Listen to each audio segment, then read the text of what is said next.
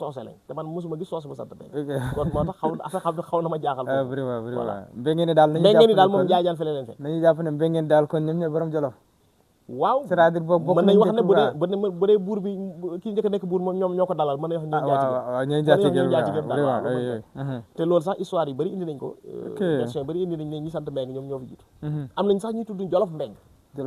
mais Jolof Mbengue jàpp naa ne du personnage du nit ku tudd Jolof sant Mbengue xëy na peut-être Jolof ba ñu sant Mbengue la xam nga da ngay dégg Jolof Njaay aussi Jolof Njaay da nga koy dégg moo tax ma jàpp ne ñu sant Mbengue daal xam naa ne bokk na si ñi njëkk a am kilifteef fii mais man jàpp naa ne ay laman lañu woon xam nga laman waaw bokkul ak buur luy différence bi laman mooy xam nga jamono yàgg yi dafa amoon espace yu yaatu yoo xam ne gars yi dëkkuñ da ngay ñëw sos sañ sa dëkk am ñu sañ si dëkk seen dëkk wër la nga yilif leen loolu may laman buur nag kilifteefu moo gën a yaatu buur kilifteefu mooy gën a yaatu parce que laman ni muy jotee nguur mooy dafay jiitu ku ñëw mu dagal la loolu mooy laman buur nag dooleem lay imposer pour mën a est-ce que laman kon mënuñ ko woon a méngale rek kon ak genre principauté voilà wala tey say comme commune yi quoi waaw ay tey supposons mais ñoom dañu xawoon am une certaine autonomie maanaam dafa mel ni ñàkkul ne am na kuñ daan fay galak mooy impôt mais kooku xëy na yilif bi kilifteef bi demee wutoon noonu yenn saa yi lay ñëw rek ñàngal ñu jox ko dara mu dem noonu maanaam kilifteef bu dëggutoon quoi mais bu dee buur la moom tout le temps da lay emmerder buur loolu wax la féodalité dafay am benn loola waraloog moom ci jamono bu ne tabaski day ñëw jël wàllam korite mu ñëw jël wàllam gàmmu mu ñëw jël wàllam loolu nag buur la maanaam toujours day renouveler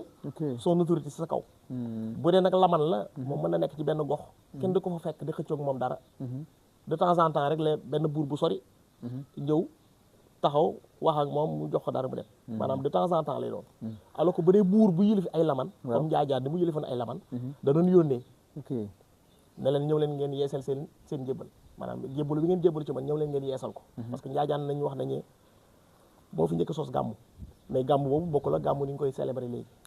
gàmmu ceddo la woon moom est-ce que xam exactement fu mu ko njëkk a gàmmee ci biir Jolof waaw parce que Njaajaan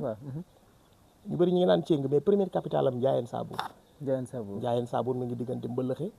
je pense ak Mboy Naan ci côté boobu daal côté àll bi noonu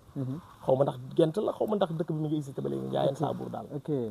mooy njëkk a nekk capitale am waaw léegi pour revenir un peu rek si histoire bi si politique bi est-ce que moom par exemple xam nga bu ñu xoolee tey bu ñu delloo si royaume yi c'est-à-dire comme tey say boo demee Yaya tey da ngay gis dañ lay won fi nga xam ni fa la buur yi doon ñëw di fay si ay kii ak ay impôt nga gis suuf si din yi affaire yooyu est-ce que ñoom kii tamit comme jaajante say c'est-à-dire moom doon na appliquer politique boobu nga xam ne à chaque instant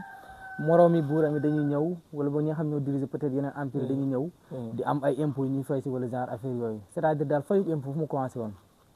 waaw xam nga Njaajaan boo gisee ñi ñëwoon jébbalu ci moom ñoom ñoo indi seen bopp ñoom ñoo yéemu ci moom ñu ñëw mais dañ doon renouveler seen njébbal comme dama koy renouveler leur allégeance ba tax na at mu nekk dañ doon ñëw dem na benn instant nag ñi toppoon ci moom ñi ay doomam ak sëtam dañu dem ko imposer ko ñi doon ñëw maanaam bu ñëw rek ñu kii leen ñu yónnee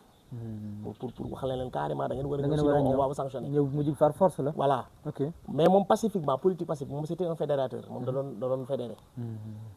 man gëw ma ni Njaajaan mës na utiliser ay armes gëw ma ko parce que jàpp naa nit koo xam ne dafa ñëwoon daal pour nit ñi jébbalu ci moom te moom du leen forcer man suñu ma ko gisee personnage am ni ñu ko présenté dafa mel ni loolu la maanaam su ma juumul nitu yàlla la doon macha allah waaw maanaam lu ko yàlla may loo xam ne nit ñi topp ko xam nga boo amee leer gu ne ci yow rek nit ñi dañ lay topp ñoom sax du xam li tax ñu topp la donc moo tax jàpp naa ne moom ci jamonoom xëy na après la yàqu mais ci jamonoom moom amutoon sikk sàkk ne moom moo yilifoon ci yëpp maanaam bu ñu doon xool kilifa dëgg-dëgg ci moom lañ koy xool xëy na nag cër boobu lañ jox ay doomam ki sëtam ba tax ñoom aussi xëy na ñu dem benn instant ñu xaw a xaabaabal voilà exagéré utiliser la force pour s'imposer léegi nag moom Njaajaan ci boppam comme li ma wax léegi li ñu fàttaliku ne mooy première capitale am wala moom mës a nekk capitale am kese muy Njaayeen Saabuur xam nga boo xoolee Njaayeen ci